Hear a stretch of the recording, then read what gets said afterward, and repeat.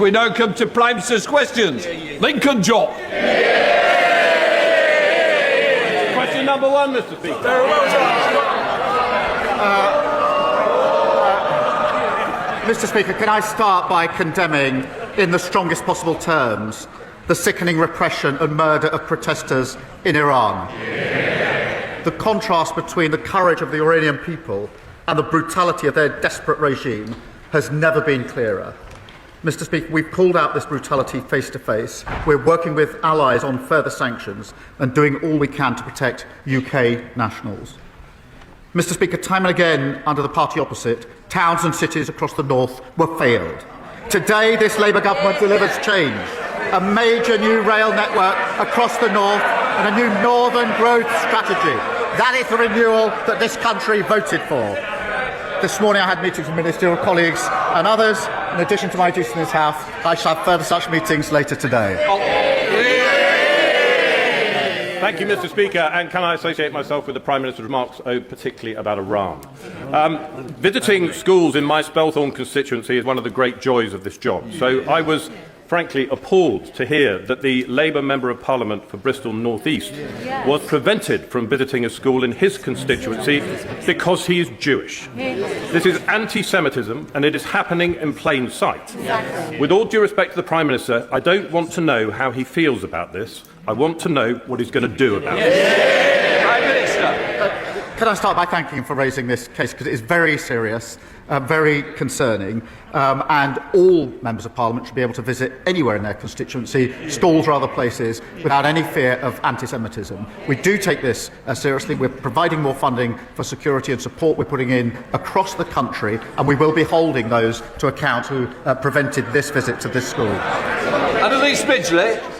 Thank you, Mr. Speaker, and I'd like to thank the Prime Minister for his commitment to delivering the Hillsborough Law. But it has been proven that following the Manchester Arena bombings, MI5 spent 6 years misleading the public and concealing information. There was no risk to national security because it was a closed hearing. So will the Prime Minister deliver justice for those families and confirm that this government will bring forward an amendment that will make robust the duties and responsibilities of candour for all parts of the state, including individuals in the security services, so we can finally say never again? Prime Minister.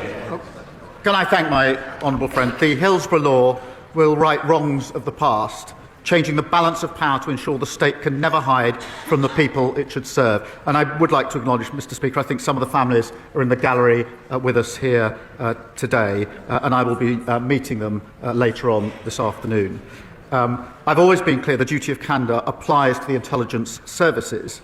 I made a commitment we wouldn't water down the bill, and the amendments we put forward strengthen it. It is right that there are essential safeguards in place to protect national security, and we've got that balance right. I will meet the families and will outline the next steps on Monday in relation to that crucial balance. We come to the Leader of the Opposition, Kevin Bednall. Thank you, Mr. Speaker. And can I agree with the Prime Minister's comments on Iran? Today, Irfan Soltani faces execution for protesting in Iran, and I'm sure the whole House will be united in condemning this. Our thoughts are with him and his family and the brave protesters fighting for their freedom against an evil regime. Mr. Speaker, I know the Home Secretary will be making a statement today on the West Midlands Police. The first thing that she should be announcing is the sacking of the Chief Constable. And I thank the member for West Suffolk for relentlessly pushing this issue. Mr. Speaker, can I welcome the Prime Minister's latest U-turn? I feel like I say that every week. Mandatory digital ID was a rubbish policy, and we on this side of the House are glad to see the back of it. But yesterday, the Health Secretary said the Prime Minister's New Year's resolution should be, and I quote, to try to get it right first. To try to get it right first time. To try to get it right first time. Yes, you did say that. You did say that. My question is, does he agree? Prime Minister. Mr. Speaker, I'm determined to make it harder for people to work illegally in this country, and that's why there will be checks, they will be digital, and they will be mandatory. And I'll tell her what this government is doing, whether on planning, child poverty, employment rights, investing in our NHS. We're taking the right choices for Britain, and they oppose every single one of them. And she talks about U-turns and consistency. From the party that used to recognise the challenge of climate change, and now they run from it. Who promised to cut immigration, but then lost control of it. Who once took great pride in our diversity.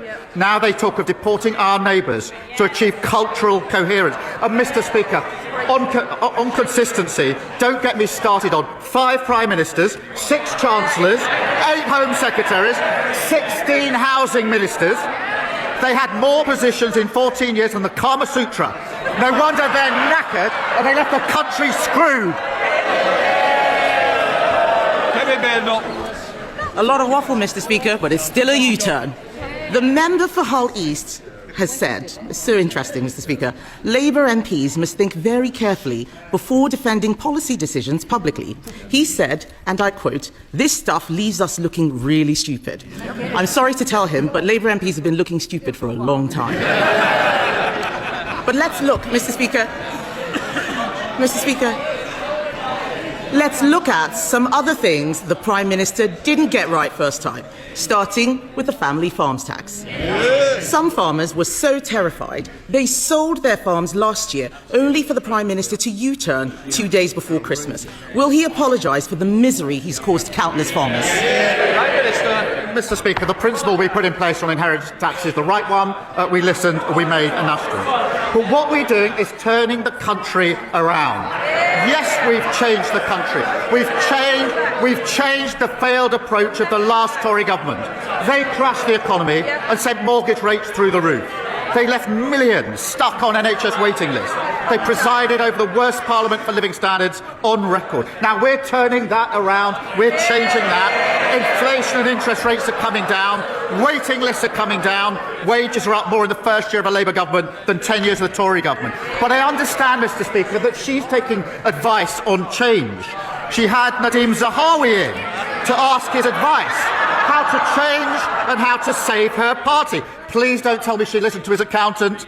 Next day after the advice, he jumped ship to reform, the 23rd former Tory MP to do so. I don't know which is more pitiful, the flood of former Tory MPs deserting her sinking ship, or the Reform Party so desperate to launder any old failed Tory politician. Mr. Speaker, the Prime Minister doesn't need to worry about me. I'm all right.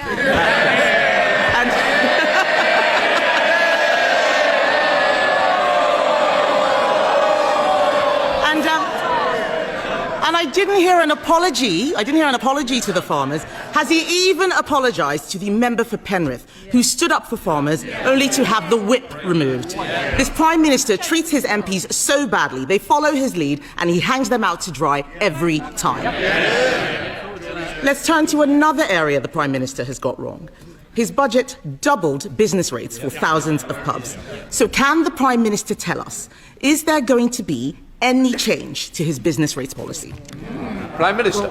Mr. Speaker, we're working with the sector to ensure that they get the support that they need. I have to say, the Leader of the Opposition's newfound concern for pubs will come as a surprise to anyone who remembers the 7,000 pubs that were closed under the Tories.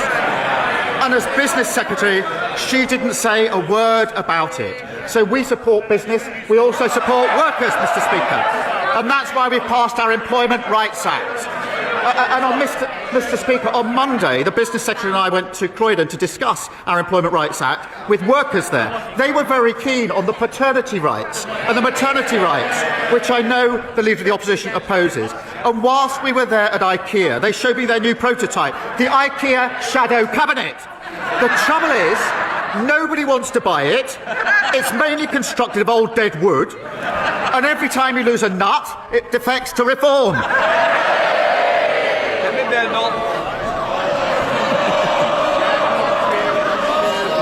Mr. Mr. Speaker, he didn't answer the question about business rates. It sounds like he doesn't know what his policy is. And this has been a farce from start to finish. On Monday, the Business Secretary said the Chancellor did not even realise the impact of her business rates policy. No surprise there. But yesterday, the Tax Office said that they did tell the government what the impact would be. So can the Prime Minister be clear? Did he understand the impact of his own policy on pubs? Prime Minister. Mr. Speaker, we're working with this sector. She hasn't explained why she said nothing about the 7,000 pubs that closed on her watch. We're doing other things on the cost of living to help people to make sure they can get out, to spend money in pubs and hospitality, boosting the minimum wage. What did they do? They opposed it. Freezing rail fares and prescription charges. What did they do? They opposed it. £150 off energy bills. What did they do? They opposed it. She said nothing when pubs were closing, and she opposes every measure now. And she said a moment ago, I'm all right. She clearly didn't listen to the advice of Nadeem Zahawi, because what he told her, he's now made fun of it. He told her that they failed on mass migration, they failed on our armed forces, and he told her that she's leading, his words, a defunct brand the nation can no longer trust. No wonder he's joined the Tory migration to reform. Mr. Speaker, it's the second Boris wave. Mr. Speaker, I asked him if he understood the impact of his own policy. He didn't say yes. The reason he U-turns all the time is because he is clueless. He is blowing around like a plastic bag in the wind, no sense of direction whatsoever. And let's be clear, Mr. Speaker, this mess goes beyond pubs. The whole of the hospitality industry, cafes, hotels, restaurants, they're all being clobbered by Labour's tax hikes. There is an answer to this. Conservatives would abolish business rates for small businesses on the high street. Mr. Speaker, yes, they're all chuntering. He's already agreeing with us on family farms tax. He's already agreeing with us on digital ID. Why doesn't he make it a hat trick and abolish business rates for the high street? Mr. Speaker, they crashed the economy, and now they want to give lectures. She's wondering why nobody's listening to them. Nobody is ever going to listen to them on the economy ever again. Mr. Speaker, in 18 months, because of the decisions we've made, inflation is falling, and the Bank of England say it's coming back down to target. We've had 6 interest rate cuts in a row. Wages are up more in the first year of a Labour government than under the first 10 years of their government, and we beat the forecasts on growth for 2025. We're turning this country around after the appalling mess that they left it in. He says no one's going to listen to us. Who's going to listen to him?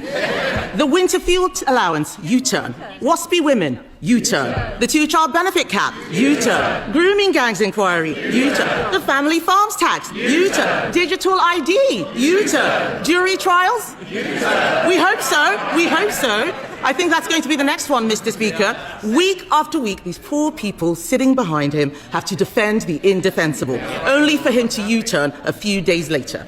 Mr. Speaker, one of his cabinet ministers told a journalist that what's happening at the moment is extraordinarily bad. Another said we've gone through a catastrophic series of missteps. Yet another minister said, we are so unpopular at the moment, I've come to the conclusion it's worth rolling the dice on a new leader. They're right, aren't they? Mr. Speaker, here's the difference. I changed my party, and that's why we stand here with a majority Labour government. She sits there with her party that lost 2/3 of their MPs at the last election, and she's losing more every week. They're queuing up to join the member of Clacton's laundry service for disgraced Tory politicians. Meanwhile, inflation is down, wages are up, and waiting lists are down. Labour's turning the corner and changing this country for the better. Thank you, Mr. Speaker. Mr. Speaker, I'm sure you will agree, and I hope others across the chamber will also, that we need to recognise and to celebrate achievements. And I say this because across the country, knife crime offences is going down. And of course, more needs to be done and more should be done. But this week's figures have shown that London has had its safest year ever under the London Mayor Sadiq Khan. And in fact, homicide rate in London is the lowest ever since records began. Now, Mr. Speaker, Reform and the Conservatives repeatedly talk down our capital city. So will the Prime Minister join me in saying they are wrong, and will he applaud these achievements? Well, she draws attention to the important work of the Mayor of London, and nobody should be talking our country down or talking London down. And she's right to say that since we came into office, the number of knife crime offences is down. But, Mr. Speaker, there is more to do. We're introducing new powers to seize knives and increasing the penalty for selling knives to under 18s. And the party opposite, what did they do? Their country. They voted against those provisions. And what's obvious about London and Reform is they've got a candidate for mayor who doesn't like London, a new ex-Tory recruit who struggled to pay his taxes in this country, and a leader who spends more time in France than in his constituency. Sir Ed Davey, leader of the Liberal Democrat. Thank you, Mr. Speaker. Can I associate myself and my party with the Prime Minister's comments on Iran? And can I encourage him to go even further on sanctions and also prescribe the IRG? Mr. Speaker, Sandra is 71. She has bladder cancer. Just after Christmas, she went into her local A&E. She had to wait 31 hours to be admitted on a plastic trolley and in a plastic chair. Last year, more than 500,000 people waited for over 12 hours in A&E to be admitted, more than any year in the history of the NHS. Mr. Speaker, this corridor care crisis was created by the Conservatives, but it's got worse under Labour. So will the Prime Minister end this scandal by taking up our plan to end all 12-hour A&E waits this year? Prime Minister. Can I first say through him to Sandra that that's simply not acceptable for her or for anybody else, and I'd appreciate if he passes that on to her directly.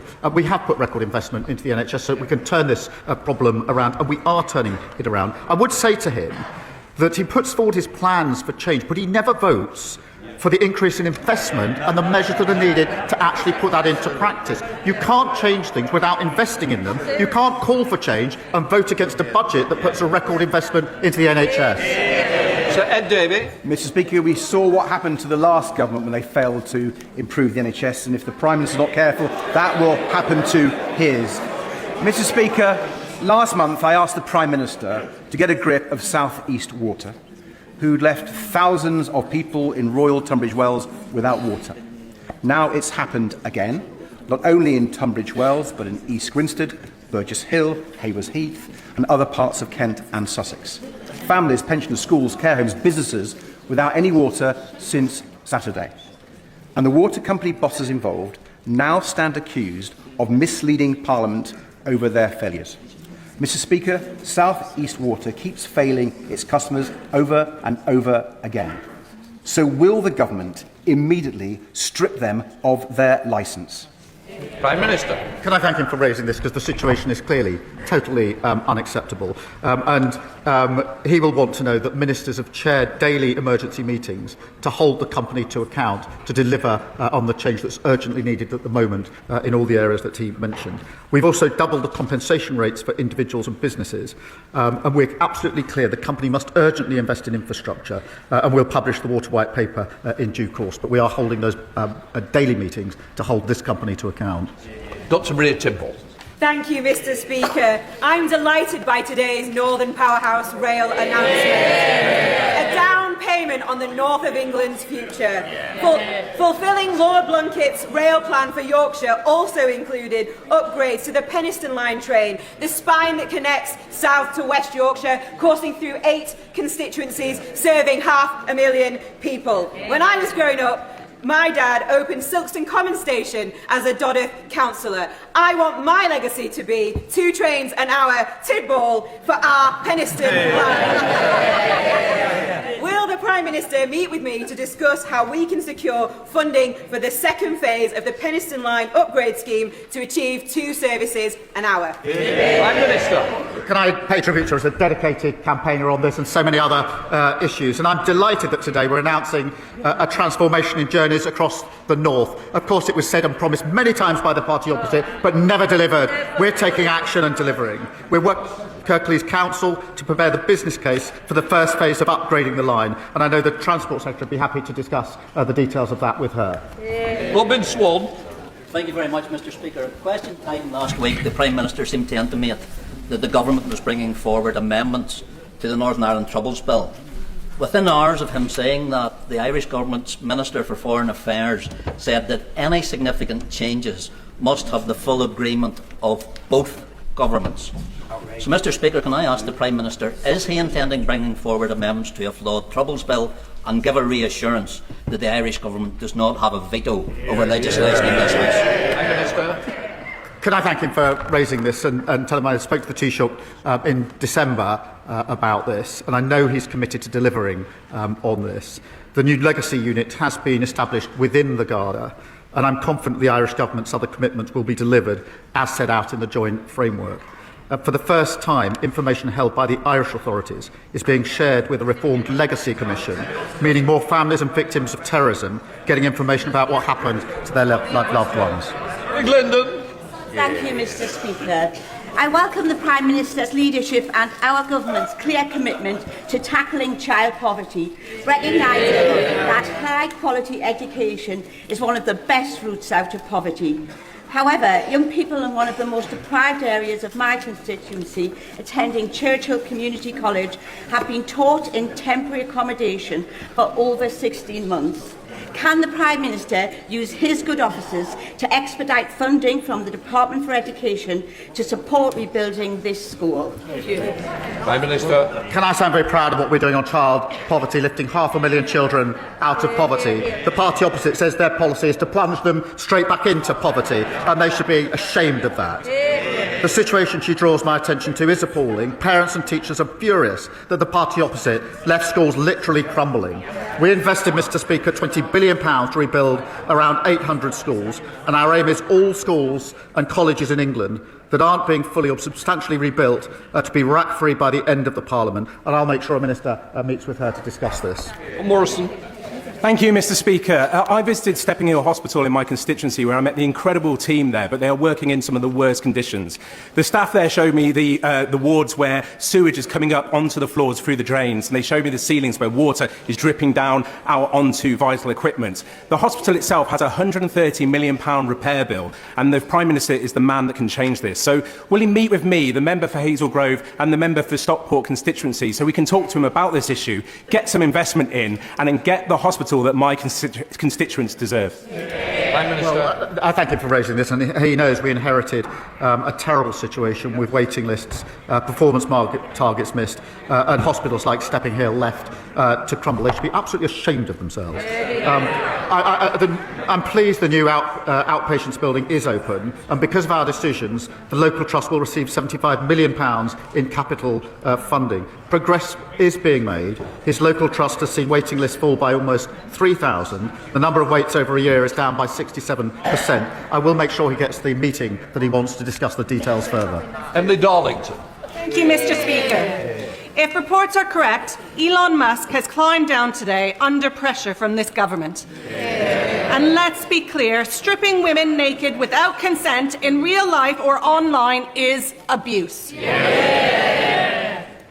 But we don't know whether to trust what X is saying today, and this isn't just happening on X. So will the Prime Minister join me and men and women across this House and our nation to say to any app and to any AI company that we will not tolerate and we will enforce any abuse of men, women or children in this country? Can I thank her for raising this? The actions of Grok and X are disgusting and they're shameful. And frankly, the decision to then turn this into a premium service is horrific. And we're absolutely determined to take action here. We've made it clear that X has to act, and if not, Ofcom has our full backing and will introduce and are introducing legislation. Mr. Speaker, to update the House, I have been informed this morning that X is acting to ensure full compliance with UK law. If so, that is welcome, but we're not going to back down. They must act. We will take the necessary measures. We will strengthen existing laws and prepare for legislation if it needs to go further. And Ofcom will continue its independent investigation. This man. As the someone with a personal experience of AI-generated images, the recent AI images shared on X, particularly those of children, sickens me. Yet, the leader of Reform continues to defend Elon Musk. Anyone who defends platforms linked to sexual exploitation of children forfeits any right to give lectures about protecting women and girls. What will the Prime Minister do to stop any political party from putting tech billionaires ahead of protecting our children? Can I thank her for raising this? And it's astonishing that Reform defend Musk on this issue. It is complete. I said the images are disgusting. Their position is disgusting on this. This is weaponising images of women and children that should never be made. And that's why we're acting. Reform refused to do anything about it. But more than that, the point she raises, they would scrap the Online Safety Act that stops children accessing content like pornography, suicide, self-harm and eating disorders. They're an absolute disgrace and know nothing about protecting children. Can I just say, we're only on question 18. If we don't want to get MPs in, please, you're going to have to work with me. Kevin Bonnevitt. In my constituents and Stevenage, we're appalled to hear Reform MPs oppose the principle of deploying British troops to maintain a peace in Ukraine. Our brilliant armed forces have defended democracy in Europe across a generation, so it is shameful that the leader of Reform opposes that today. That is not leadership, it is surrender. Does the Prime Minister agree that Labour governments always have and always will defend British interests, not those of Russian dictators or oligarchs? Prime Minister. Mr. Speaker, this is a question of values and freedom, and I'm proud of the British workers in his constituency, in fact, supporting our Ukrainian allies. Ukrainian soldiers are defending European values on the front line every day. And, Mr. Speaker, in the event of a ceasefire, multinational force will carry out defence and deterrence operations and conduct training, planning, recovery and regeneration of Ukrainian forces. But this week, the leader of Reform said Russia had a casus belli. That means a justification for war in invading Ukraine. A Putin apologist using Russia's talking points. Lewis Cocking. Thank you, Mr. Speaker. The world is becoming more dangerous every single day, and the Ministry of Defence has said it needs an extra £28 billion to keep us safe. Well, I know where the Prime Minister can find it. Stop this nonsense Chagos Island surrender policy and spend that money on protecting the United Kingdom. Will the Prime Minister commit to that, or will he continue to put the interests of foreign governments and countries above our own? Diego Garcia is a vital military base with important capabilities of our own.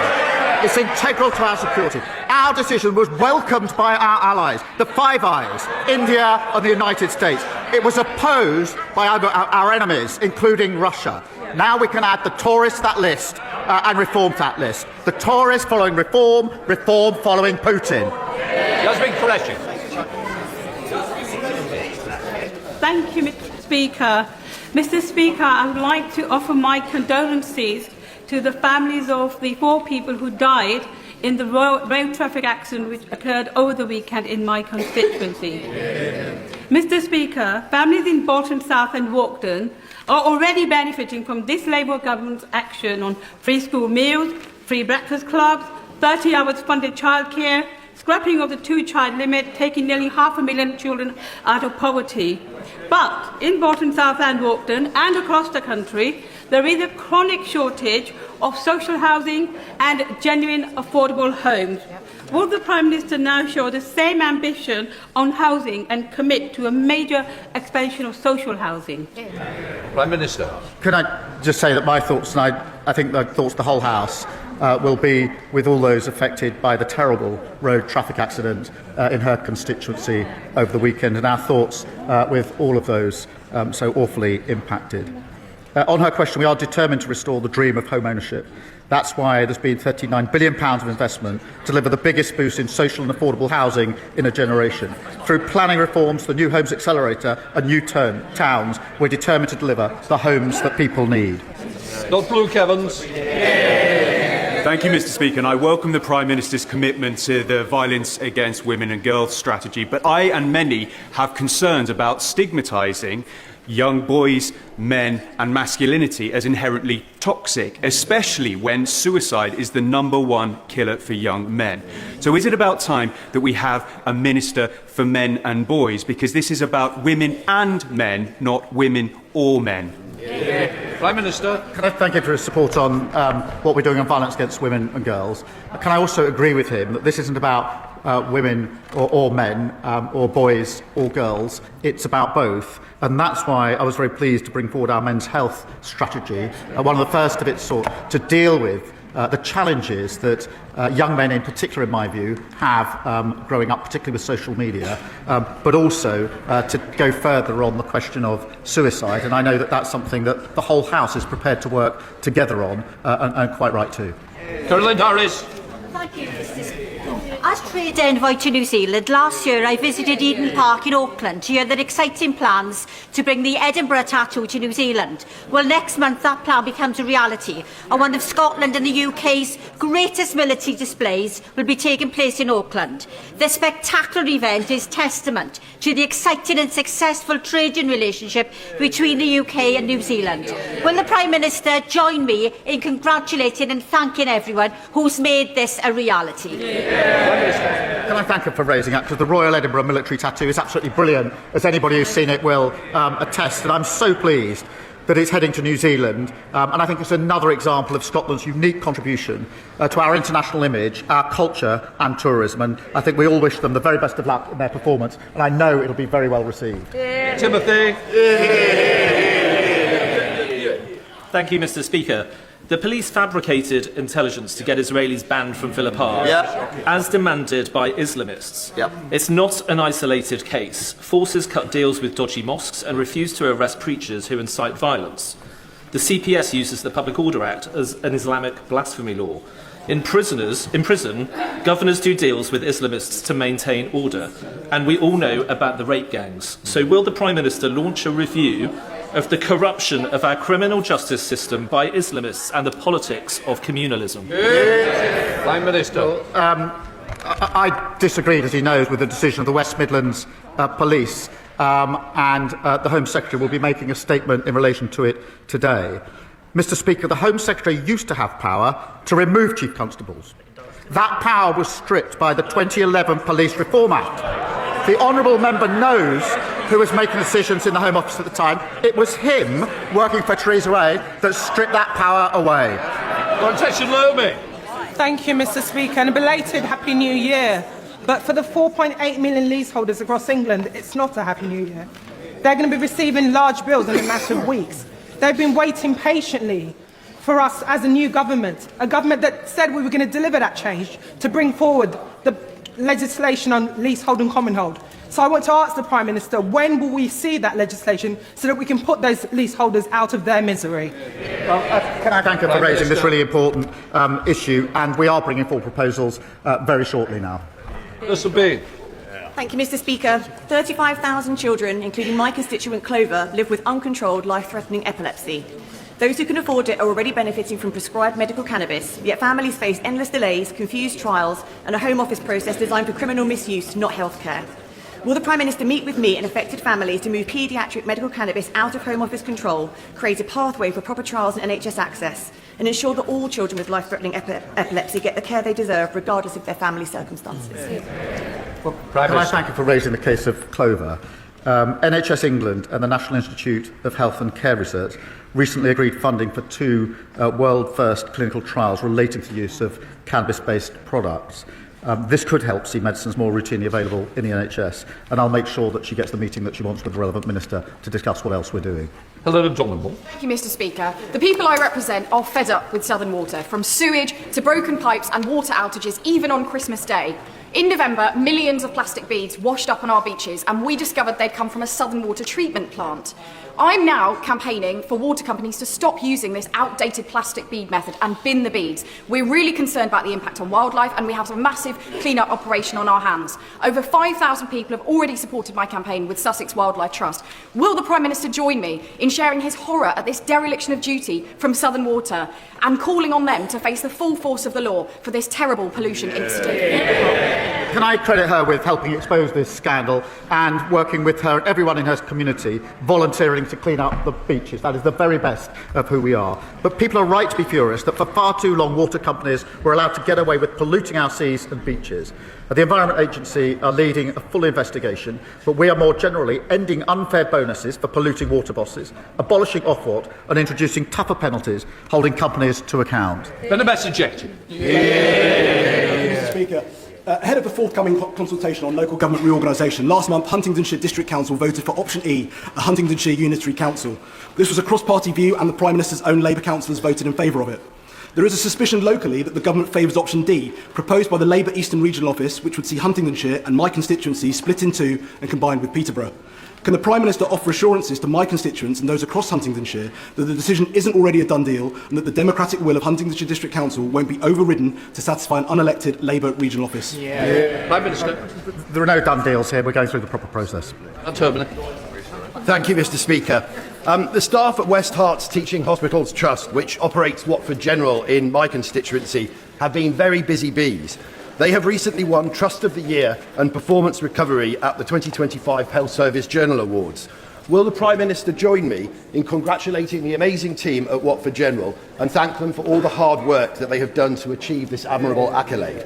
Imagine what further achievements that they will make when they have their new hospital and new facilities. I will join him and thank the staff in his hospital, but also the NHS staff across the country who worked so hard over Christmas and New Year, which is notoriously a difficult time. That completes Prime Minister's questions. Let the front benches change over.